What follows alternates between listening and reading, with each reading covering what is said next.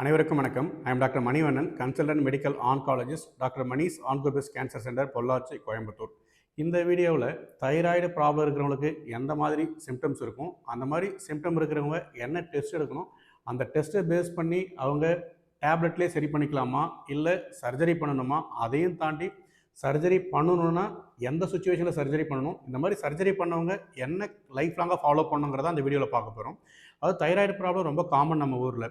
இந்த thyroid problem இருக்கிறவங்களுக்கு கழுத்தில் வீக்கம் இருக்கும், கட்டி இருக்கும். அதே போல் இந்த தைராய்டு கிளாண்டில் தைராக்சின் அப்படிங்கிற ஒரு ஹார்மோன் செக்ரீட் ஆகுது. இந்த ஹார்மோன் அதிகமாக இருக்கிறவங்களுக்கு படபடப்பு இருக்கும், வெயிட் லாஸ் இருக்கும், பீரியட்ஸில் ப்ராப்ளம் இருக்கும், டயேரியா இருக்கும், நிறைய சாப்பிடுவாங்க ஆனால் வெயிட் குறைஞ்சிட்டே இருக்கும். இதுவே ஒரு சிலருக்கு வந்து இந்த தைராக்சின் ஹார்மோன் வந்து கம்மியாக செக்ரீட் ஆகும். அவங்களுக்கு வந்து வெயிட் கெயின் இருக்கும், பசி இருக்காது, ரொம்ப நடந்தால் மூச்சு வாங்கும், கான்ஸ்டிபேஷன் ப்ராப்ளம் இருக்கும், மென்சுரல் பீரியட்ஸில் ப்ராப்ளம் இருக்கும். ஸோ இந்த மாதிரி ப்ராப்ளம் இருக்கிறவங்க எல்லாருமே நம்ம பேசிக்காக பண்ண வேண்டியது என்னென்னா ரெண்டு விஷயம். ஒன்று வந்து தைராய்டு ஃபங்க்ஷன் டெஸ்ட் அப்படிங்கிற ஒரு பிளட் டெஸ்ட் எடுக்கணும். அடுத்தது வந்து தைராய்டுக்கு ஒரு அல்ட்ராசவுண்ட் ஸ்கேன் எடுக்கணும். இதை ரெண்டை பேஸ் பண்ணியே யாராருக்கெல்லாம் டேப்லெட் போட்டு சரி பண்ணிக்கலாம், யாராருக்கெல்லாம் கண்டிப்பாக சர்ஜரி பண்ணுங்கிறத நம்ம டிசைட் பண்ணிக்க முடியும்.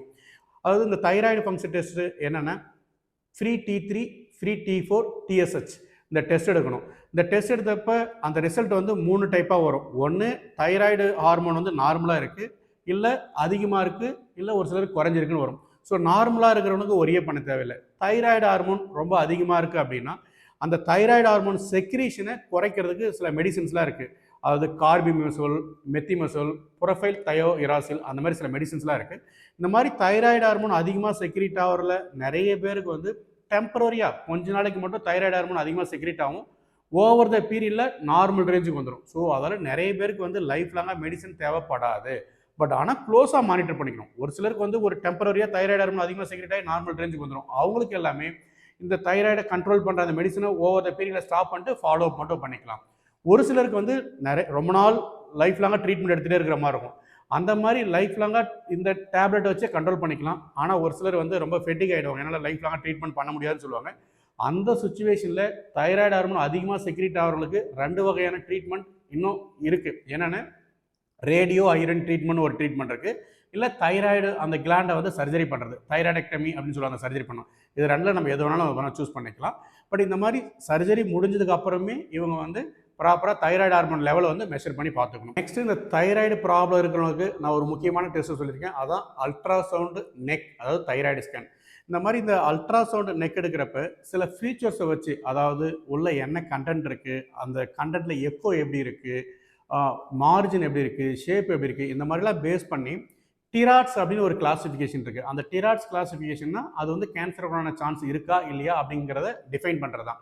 டிராட்ஸ் 1 to 5 இருக்குது. டிராட்ஸ் 1 and 2 வந்து பயப்படவே தேவையில்லை, கேன்சருக்கான வாய்ப்பு ரொம்ப ரொம்ப கம்மி, ஆல்மோஸ்ட் இல்லைன்னு சொல்லலாம். இதே டிராட்ஸ் 3, டிராட்ஸ் 4, டிராட்ஸ் 5, இந்த டிராட்ஸ் 3க்கு வந்து கேன்சருக்கான சான்ஸ் ஒரு 5% இருக்குது, 4க்கு வந்து 10% இருக்குது, 5க்கு வந்து ஆல்மோஸ்ட் 35% சான்ஸ் ஆஃப் கேன்சர் இருக்குது. ஸோ இந்த மாதிரி டிராட்ஸ் 3, 4, 5 இவங்க எல்லாமே கம்பல்சரி FNAC அப்படிங்கிற ஒரு 5 needle ஆஸ்பிரேஷன் டெஸ்ட் எடுத்துக்கணும். எடுத்துட்டு அதை உள்ளே இருக்கிற கண்டென்ட் என்ன இருக்குங்கிறத நம்ம அது மாதிரி செக் பண்ணி பார்ப்போம். இந்த உள்ளே இருக்கிற கண்டென்ட்டை செக் பண்ணுறதுக்கு தனியாக ஒரு கிளாசிஃபிகேஷன் இருக்குது, அதுக்கு பேர் பெத்தஸ்டா கிளாசிஃபிகேஷன் சொல்லுவோம். அது பொறுத்த வரைக்கும் 1லேருந்து 6 இருக்குது. ஸோ 1னா என்ன அர்த்தம் அப்படின்னா அது வந்து இன்கன்க்ளூசிவாக இருக்குது, நம்ம அந்த டெஸ்ட்டை ரிப்பீட் பண்ணணுங்கிற மீனிங். 2ங்கிறது நார்மல், ஒன்றும் பயப்படவே தேவையில்லை. 3ங்கிறது 4ங்கிறதும் ஒரு டவுட் இருக்குது, ஒரு சஸ்பெக்ட் இருக்குது, ஆனால் கேன்சர் கன்ஃபார்மான்னு சொல்ல முடியாது. இது 3 and 4.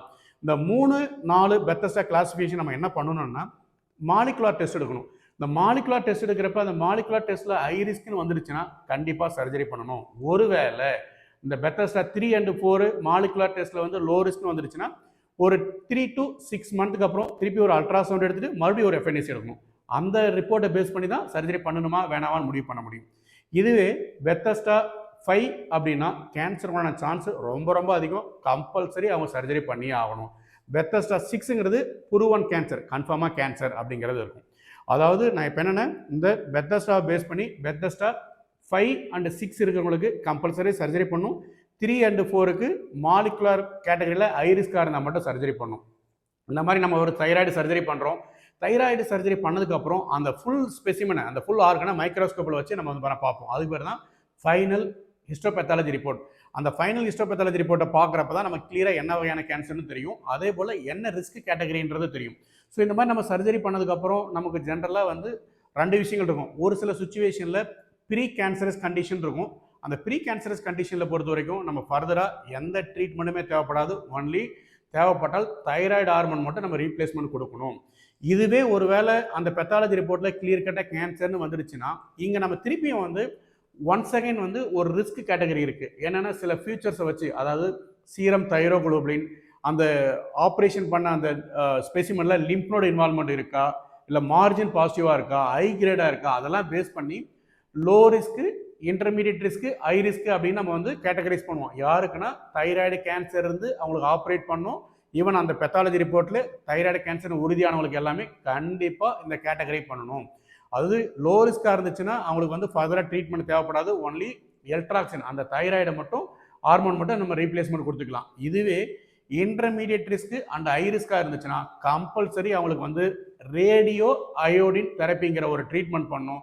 அந்த ட்ரீட்மெண்ட் பண்ணி திருப்பி ஃபாலோ பண்ணணும். பட் இந்த மாதிரி பேஷண்ட்ஸ் எல்லாமே லைஃப் லாங்காக கண்டிப்பாக வந்து க்ளோஸாக ஃபாலோ பண்ணணும். அதுலேயும் ஃபஸ்ட்டில் 5 இயர்ஸ் ரொம்ப ரொம்ப முக்கியம். இந்த கேன்சர் பேஷண்ட் எல்லாமே ஃபஸ்ட் ஒரு 3 இயர்ஸ்க்கு வந்து 3 மந்த்துக்கு ஒன்ஸ் வந்து ஃபாலோ பண்ணணும். 4th இயர் 5th இயர் வந்து 6 மந்த்துக்கு ஒன்ஸ் ஃபாலோ பண்ணணும். 5 இயர்ஸ் கிராஸ் ஆகிட்டாலும் இயர்லி ஒன்ஸு ஃபாலோ பண்ணணும். பட் ஆக்சுவலாக வந்து ஆன் த ஹோல் பல வகையான தைராய்டு ப்ராப்ளம் இருந்தாலும் தைராய்டு சர்ஜரி யாருக்கெல்லாம் தேவைப்படுதுன்னு பார்க்குறப்ப, அதாவது அவங்களுக்கு தைராய்டு ஹார்மோன் அதிகமாக செக்ரேட் ஆகுது, ரொம்ப நாள் அவங்க டேப்லெட்லேயே போட்டுட்ருக்காங்க, அவங்களுக்கு டேப்லெட் போட்டுக்கிறதுக்கு விருப்பம் இல்லை, நான் வந்து பர்மனெண்ட் சொல்யூஷன் வேணால் அவங்க வந்து தைராய்டு சர்ஜரி பண்ணிக்கலாம். அது ஒன்று.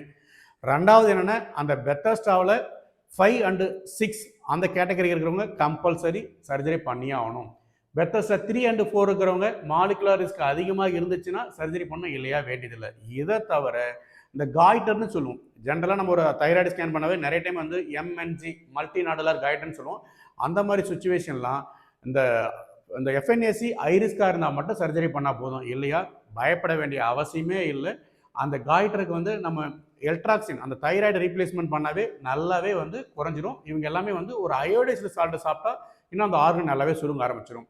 ஸோ இந்த காலகட்டத்தில் வந்து தைராய்டு ப்ராப்ளம் ரொம்ப ரொம்ப அதிகமாக இருக்குது. நிறைய பயந்து தப்பாக வைத்தியம் பண்ணிக்கிறாங்க. இந்த விஷயத்தை ப்ராப்பராக ஃபாலோ பண்ணால் எந்த பிரச்சனையுமே வராது. அவங்க நார்மல் லைஃப்பை லீட் பண்ணலாம். இந்த இன்ஃபர்மேஷன் ரொம்ப ரொம்ப பயனுள்ளதாக இருக்குன்னு நினைக்கிறேன். அனைவருக்கும் ஷேர் பண்ணுங்கள். Thank you so much.